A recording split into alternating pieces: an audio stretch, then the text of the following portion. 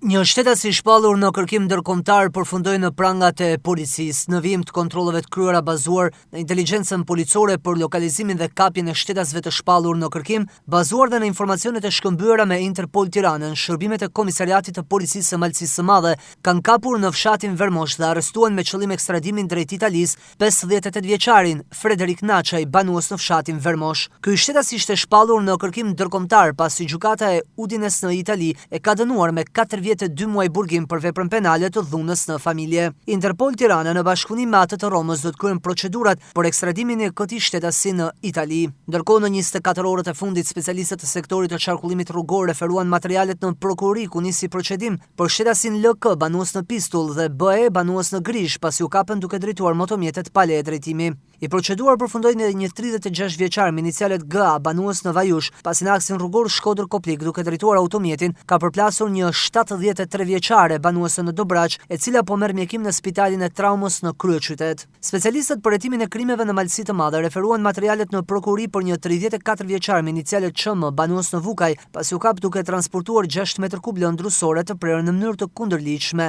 Lënda drusore u sekuestrua si provë materiale. Ndërkohë një 55 vjeçar me inicialet GZ banues në Shkodër u proceduar për veprën penale të kundërshtimit punonjësit që kryen një detyrë shtetërore ose një shërbim publik, pasi është kallëzuar nga 4 punonjës të Inspektoriatit Kombëtar të Mbrojtjes së Territorit se gjatë shoqërimit në Komisariatin e Malësisë së Madhe të automjetit me lëndë drusore të shtetasit ÇM, ky shtetas ka bllokuar rrugën me automjetin e tij dhe i ka kundërshtuar ata. Materialet i kanë kaluar prokurorisë për veprimet mëtejshme.